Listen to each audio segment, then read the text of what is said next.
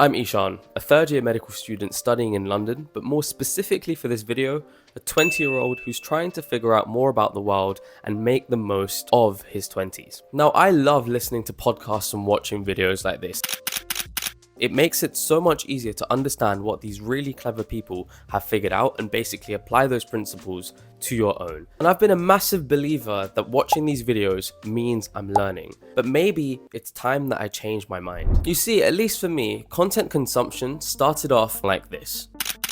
I'd enjoy consuming this entertaining content from my favorite creators, and it was just the best way to unwind after a long day at school. And although I kept entertainment as part of my content consumption menu, I also added in more of these educational style videos. But for these videos to classify it as educational, we need to actually learn something. Now, the idea of learning means something different to every person, so much so that most dictionaries can't even agree on an exact definition. But something in common that most dictionaries and people would agree with is that learning has to involve some form of change. And since change is the key, no change means no learning. So coming back to the idea of watching these videos and having learnt something, in order to classify that that video taught us something, we have to either change our behavior, our actions, or what we believe about a certain topic. So we can also call that our perceptions on something. But the issue is, if you're an active consumer of the self-help or the self-improvement category like I was, most advice boils down to 5 facts that are just regurgitated over and over again.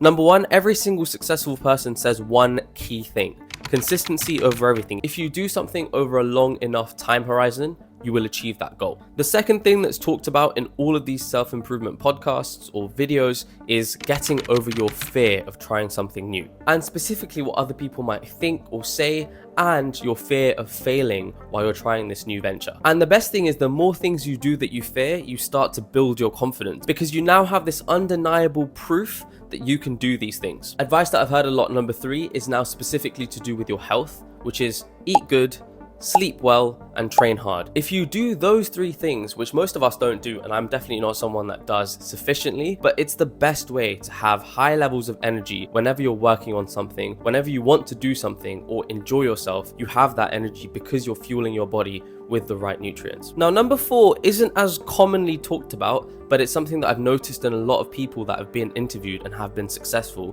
which is the idea of changing your opinions with time. As times change and as we experience more things, we're going to have different opinions on ideas we used to so firmly believe before. And it takes a lot of courage to be able to say I was wrong before and this is what I believe now, and it might still not be completely accurate. And number 5 in the low-hanging fruits of self-improvement content is all to do with people. Surrounding yourself with the best possible friends that make you feel like you can be your truest and most genuine self is the most important thing. And of course, you want to be spending quality time with your family. There's no point in working towards this financial success and freedom, which is supposedly aimed to retire your parents or to provide a life for your family, when you don't spend any time with them. So yeah, that might have been a little bit of a tangent, but the reason I wanted to go into those 5 things is because it's so clear that those are the low-hanging fruits, and we've heard them so many times, and yet every time we listen to a podcast or a video that covers these things, we're just reminding ourselves of information that we already know, and yet we take no action.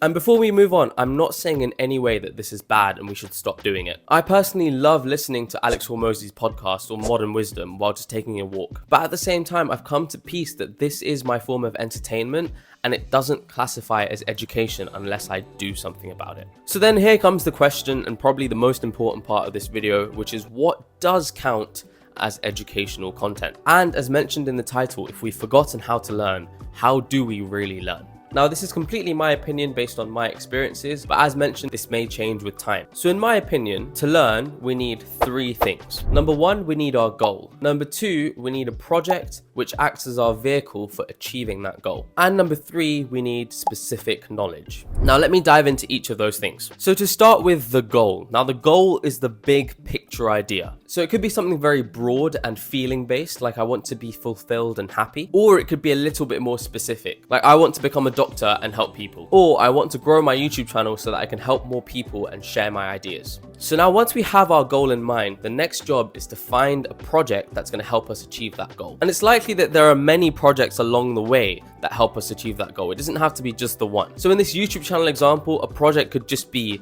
to make the highest quality video possible. Or if you're aiming to become a doctor, then the plan is to pass every year at medical school. So now once we have our projects and we know what we want to work towards, we actually have a real world thing that we can keep working on that helps us achieve that goal. So it doesn't feel as abstract anymore since there's an actual project in mind. And then the final thing we need is specific knowledge. And this is where the content that you consume is really important. Now, in my opinion, specific knowledge is so important because it helps us thread the needle and make progress on the project that we're working on. So for example, for this video, I've watched a bunch of CapCut editing tutorials because it helps you understand how I can make my content better and more engaging. Or for someone who's at medical school, it's just watching things like Osmosis or Ninja Nerd, who teaches you a very specific topic and makes you better to progress towards your goal or towards your project of passing your exams and eventually becoming a doctor. So I know this was quite some journey, but I hope it emphasizes the idea that consuming generic content and self-improvement content may not actually be the knowledge and the learning that you're looking for. And in reality, if you want to achieve your goals and complete your projects, then it's all about working towards the very specific needs of that project. And in order to get those, we need that specific knowledge. So my aim is that this video is the specific knowledge that you were looking for to help you thread the needle and progress on the goals that you have. Because now you know that instead of consuming the very generic content, you should look for specific knowledge on the projects that you're working towards. So that's everything from me. If you enjoyed this video, then definitely consider subscribing and leaving a like down below, and see you in the next one.